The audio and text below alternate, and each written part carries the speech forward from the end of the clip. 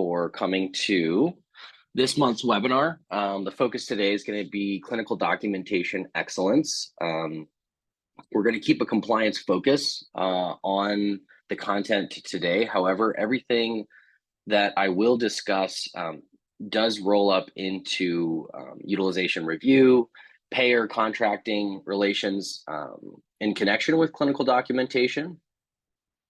And I will be your presenter today. I am Parker Smith, founder, CEO of Simplifiance. I am a certified addiction specialist in the state of Colorado. Started my career as a counselor, quickly moved into operations and administration, became the director of operations at North Star, started Simplifiance as a consulting offering back in 2018. We have continuously delivered the advisory services, over 100 licensing and accreditation projects with 100% success rate. We also have software as a service that we've developed a few years ago that simplifies the complex nature of licensing and accreditation compliance. So the monthly operational insights, as I mentioned, is going to be focused on excellence in clinical documentation best practices. Simplifiance is a mission-driven team of behavioral healthcare compliance professionals who simplify the complex nature of accreditation and licensing. Our value-based compliance approach includes both software and services that delivers a complete solution. Just a quick tidbit on our software. This is a great platform to save time while also maintaining accountability and visibility into the compliance program. The old ways of managing compliance through binders and spreadsheets, Google, Microsoft Forms, etc., are not the most effective way, nor do they provide you with the ability to scale and grow effectively and manage those things in tandem with whether it be de novo growth or acquisition growth. We do have a monthly software demo that we can invite you all to, so stay in touch with our mailing list, visit our website. Our LinkedIn page provides a lot of information about the events that we host as well. So some of the objectives that we want to cover today is we want to define leadership's role in documentation and compliance. We want to outline the general expectations for clinical documentation from both a licensing and accreditation standpoint. We're going to discuss the acceptable practices for assessment, treatment planning, progress notes, treatment plan reviews, and discharge aftercare planning. And we're going to, if we have time, jump into how documentation and collaboration practices with payer partners can help with in-network contracting, and then understanding how utilization review contributes towards the partnerships that we have with the payer sources that we work with. So leadership is ultimately accountable for the safety and quality of care, treatment, and services. Leaders provide for the coordination of care, treatment, and services amongst all the different programs and services.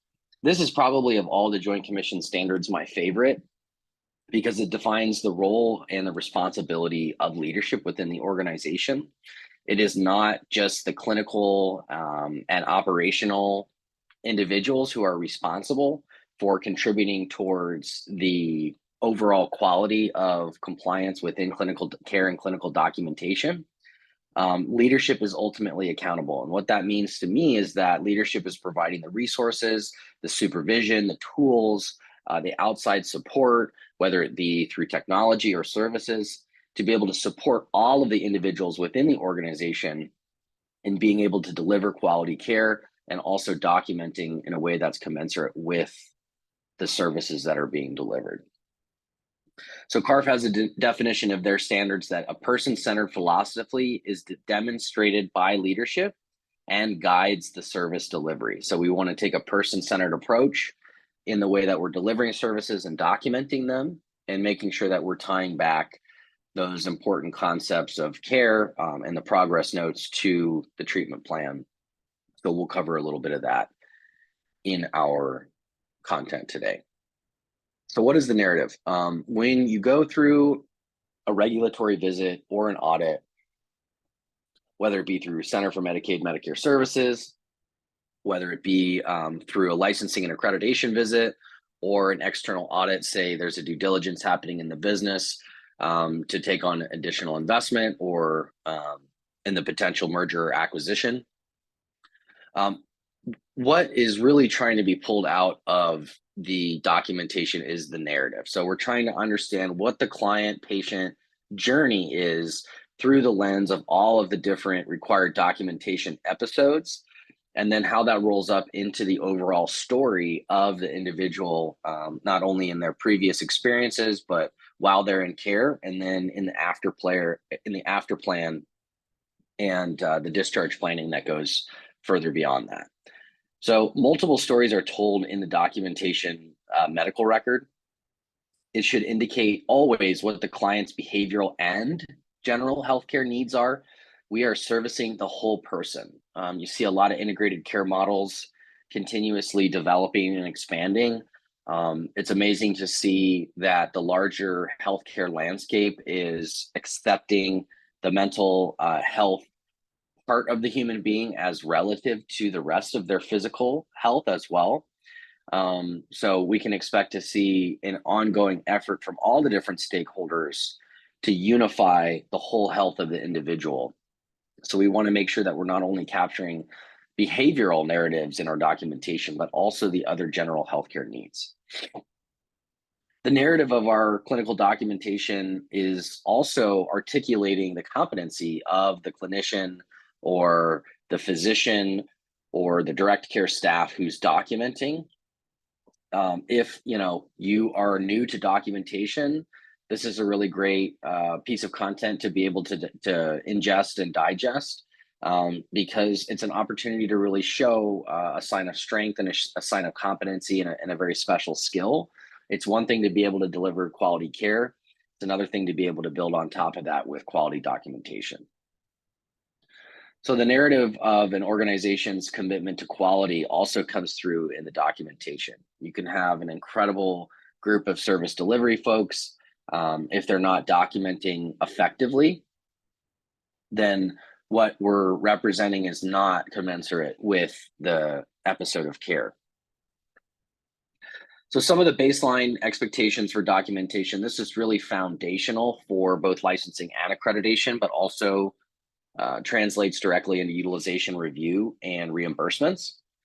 So screening and assessment is extremely important. You have to understand all of the different historical and also the dimensional factors, whether it be ASAM for substance abuse, LOCUS for mental health, exactly what the individual has experienced from the day that they were born to the day that they show up at your facility.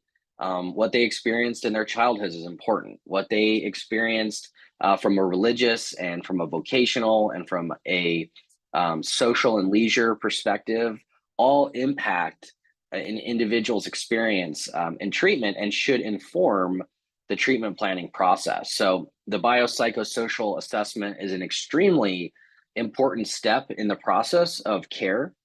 But even before the biopsychosocial comes, the screening and the pre-admission assessment ensures whether or not the individual who's receiving the treatment is appropriate for that level of care, for that type of treatment specifically. And some of those factors seem to change, as you continue to do assessments throughout the treatment process. And so assessing and reassessing while the individual's in care is extremely important. And we'll touch on the outcomes collection and using that data during the process of delivering care and adjusting the treatment plan. But assessment should be happening, of course, before the patient enrolls or admits, in a robust way with clinical direct care staff when they do admit, and then throughout the process of care on an ongoing basis as well. Treatment planning is really what we want to connect everything that we do with the patient back to. So in developing the treatment plan collaboratively with the individual, we can really set them down a path that is identified in a collaborative way that's really driven by them and where their preferences are and what's important to them about what a quality life experience looks like. What's missing in the process of their day-to-day and in their habits and in their work life and their personal life, vocational, educational, and otherwise. So the work that we do in the treatment planning, not only on the front end, but as we adjust it during the episode of care and beyond, is extremely important and foundational in terms of documentation. So this is going to be likely the number one thing that gets evaluated in a granular way, whether it be through an accreditation survey, a licensing survey, or some sort of payer audit or due diligence. And so we'll focus heavily on the treatment planning side today. You've got to document the delivery of services. So progress notes, whether they be group, individual, even the sidebar conversation in the middle of the night with a tech, or an allied health professional is an extremely important event to document and then tie back to the treatment plan. So how is everything that we're doing from a service delivery perspective connected back to the treatment plan, and what episodes of care and what comes out of those episodes of care, how's that informing revisions and reviews to the treatment plan? And that kind of dovetails directly into the monitoring and reviewing. So we have to make sure that the services that we're delivering are not only being received, but are also moving the needle. And the ways that we can do that is through validated assessment tools like the PHQ-9 for more mental health and depression, the Brief Addiction Monitor more on the substance abuse side. And so if we're able to weave in, which is our requirement to do, measurable goals that are in the own words of the client, and we can track on those measurable goals throughout the treatment episode, we're able to objectively monitor progress or lack thereof. And if we're not objectively and effectively monitoring and reviewing progress, then we don't really have a clear understanding of how effective the care that we're delivering is on the individual receiving services. Transfer and discharge documentation often falls by the wayside. By the time the individual is discharging, a lot of work has been done, a lot has been documented. There's a lot of variability on the state level in terms of when these discharge plans need to be completed. Some of them are 5 days, some of them are 30 days. So it's a bit of a moving target, but discharge planning really needs to start on day one. So we love to see programs, and we recommend to programs we work with that a discharge plan is established on the front end of care. And so everything that's being done in terms of planning and also execution is connected directly to what's going to happen after the individual discharges or transfers. So stepping into the assessment and screening component, we've got multiple different components that I had just touched on that I'm going to expand on here. All required assessment data needs to be collected with an early emphasis on risk of harm. So we need to identify on the front end prior to admission, at admission, and then an ongoing basis, what is the risk of self to harm or others? This is where the regulators will especially put a focus on their attention to ensure that individuals that are coming into the program are appropriate for the level of care that you're offering, and that the services can meet the needs of that individual. So during the pre-screening process, we do the short form, the Columbia Suicide Severity Rating Scale is the most commonly accepted tool for collecting this data. And so we're going to do that in a more expanded way during the admission process, if not earlier. And then the risks or lack thereof, among other factors, is where we're going to pull from in developing the preliminary plan for care, treatment, and services. Typically, this plan is only for the next 24 to 48 hours, bridging the gap between coming into the program and building the treatment plan. And so everything that we're doing on the front end is to collect as much data as possible, but also to weigh the risk of the individual's potential harm to himself or others. The biopsychosocial, so it's the biological, psychological, and social components of an individual. There is an enormous body of research from each of these different parts of us that indicate how we behave, how we respond, ways that we self-medicate or self-soothe as a result of some of these either adverse experiences or positive experiences. And so, as I had touched on early on, for substance abuse, we're using the ASAM criteria and those dimensions.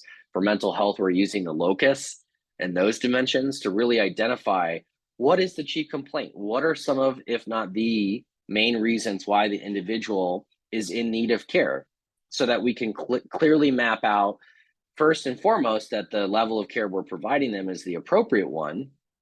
And secondly, that we're going to be able to create a treatment plan that's person-centered and directed towards that individual.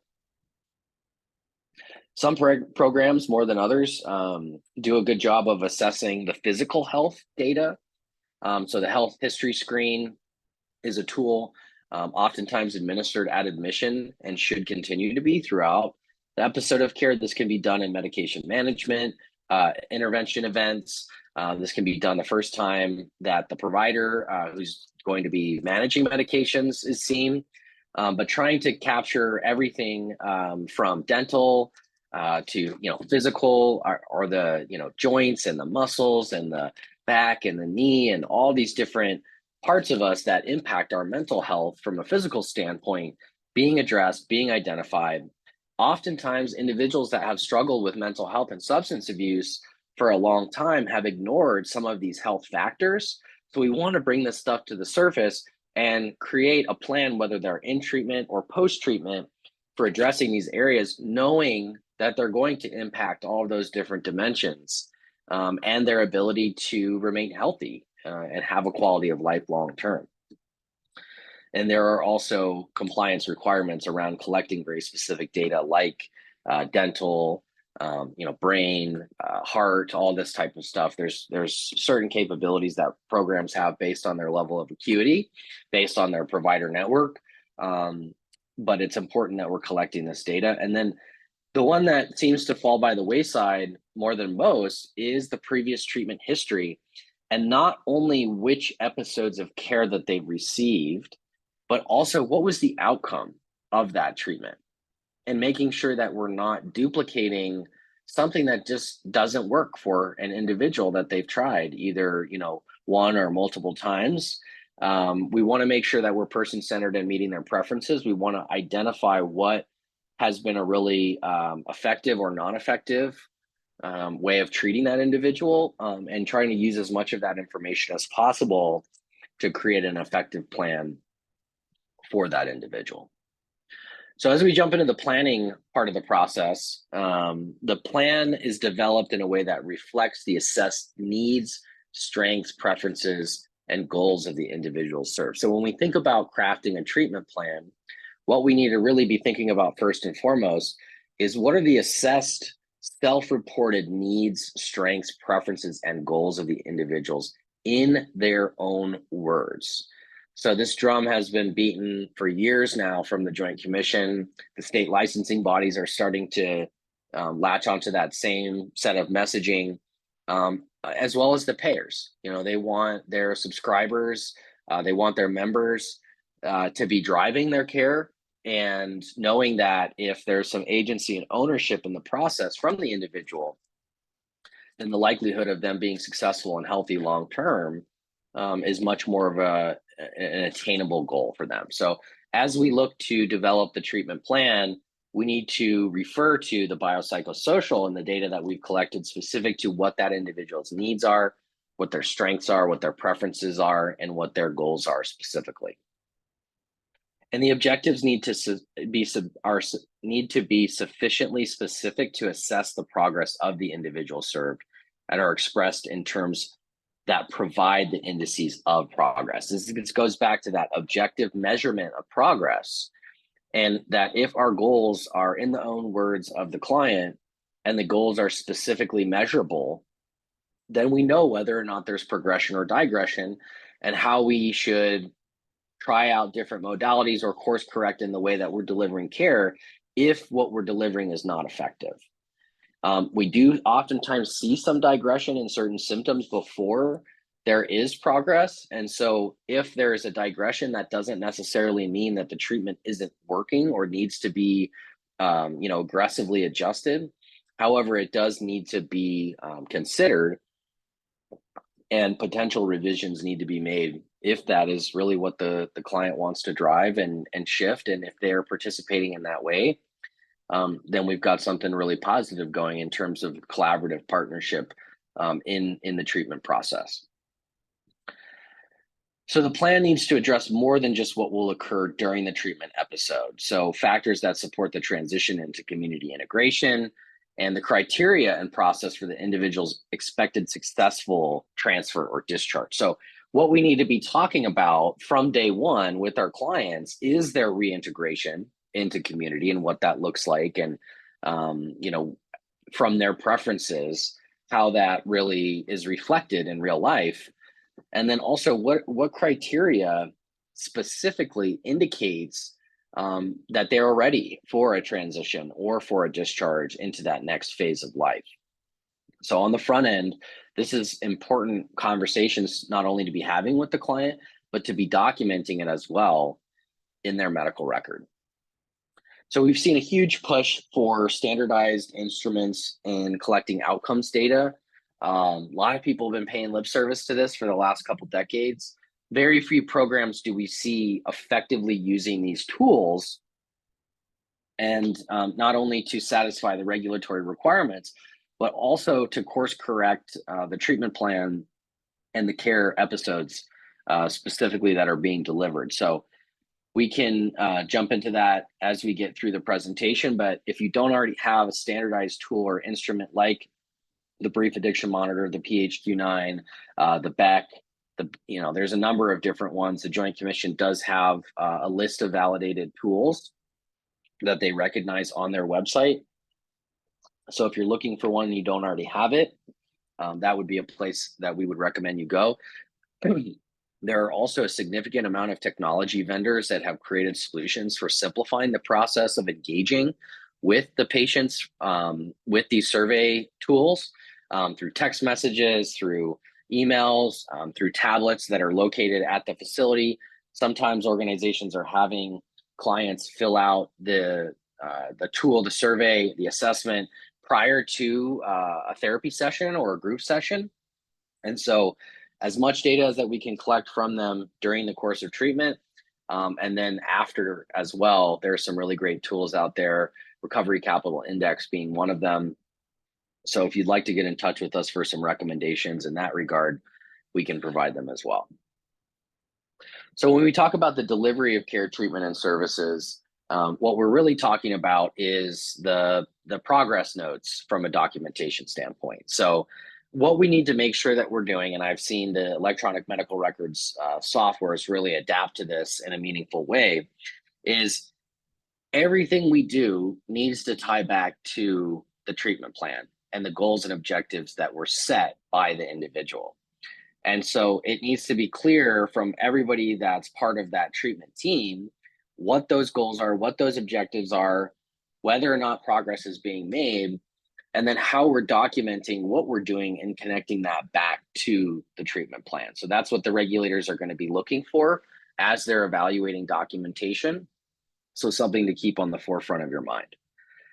This includes the groups, the individual ancillary services. You cannot over document.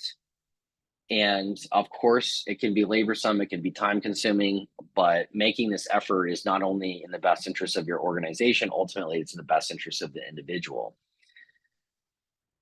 Each session or episode of treatment needs to be documented in a way that ties back to the goals and objectives, as I had indicated, and it needs to indicate either progress or digression towards the goals and objectives. And that's where we look to making the revisions as necessary. So one of the standards in the care, treatment, and services chapters of Joint Commission that really speaks to me is that the organization is using a standardized tool. It's not just a client satisfaction survey. It's not just a basic check-in at the beginning of a treatment episode. It's the collection of self-reported symptomatic data from the patient that helps us to indicate very clearly whether or not they're making progress, whether or not we need to assess further, whether or not to review the plan, or whether or not we need to look at a different level of care or a different type of treatment modality for that individual based on what's in their best interest. So the regular review of the treatment plan is indicated on timelines that are variable from state to state. But typically, once a week, no later than every 2 weeks, depending on the level of care that they're in. Some outpatient levels of care, once per month is appropriate. But if they're in a 24/7 environment, whether it be inpatient or a residential, there's no reason why this shouldn't be looked at least once a week and reviewed with the client into making sure that we are course correcting and collaborating with them to make sure we're meeting those goals and we're being able to measure whether there's progress or not. The powerful use of standardized tools and instruments is that you are collecting this information from the individual, having conversations with the individual about this information, and then using that as a bridge towards updating the treatment plan together. So monitoring and reviewing and adjusting the treatment plan is extremely important.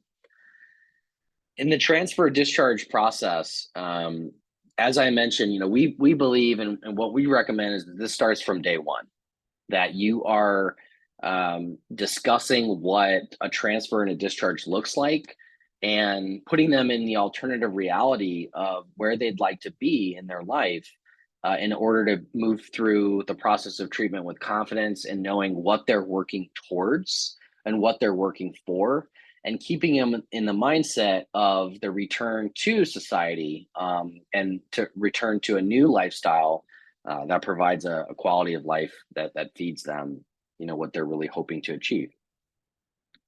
The discharge plan, just like every other treatment episode, needs to be tethered back to the treatment plan, back to the chief complaint, back to what's been worked on. Transfers and discharge can happen anytime in the process. Some folks leave against medical advice.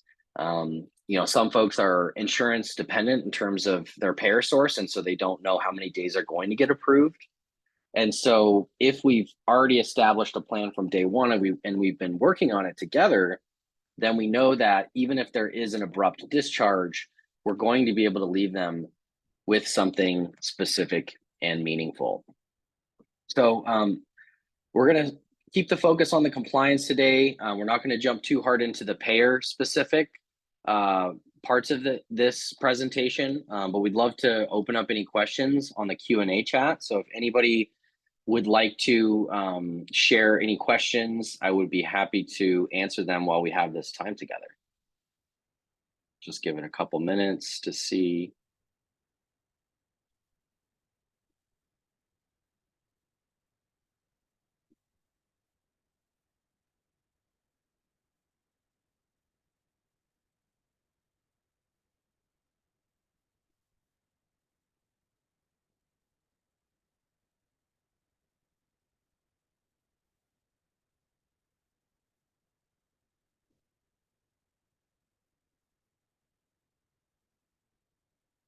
All right, well, sounds like I sufficiently covered everything today. We appreciate you coming to learn. If you'd like to get in touch with us, you can reach Jess Ortega at jortega@simplifiance.com. She's going to be able to respond to you quickly. You can visit our website, simplifiance.com. We've got a lot of content on there. Follow us on LinkedIn. We push a lot of content that helps the different organizations out there that you just don't have to pay for. We have a Black Friday promotion running throughout the end of the year. So if you're interested in the software, you can get signed up for a free onboarding for basic, $2,500 off for our mid-tier package. And then if you're an enterprise level organization, we've got all kinds of savings in regards to that as well. Follow our monthly webinar for more operational insights. We do all kinds of different panels with industry thought leaders and other different stakeholders. I will be presenting at the keynote luncheon at the Winter Symposium. So if you're going to be there in Colorado, be co-presenting with the Commissioner of the Behavioral Health Administration, the BHA. So they're going to be discussing some of the upcoming changes with the Behavioral Health Administration and the regulatory environment in Colorado.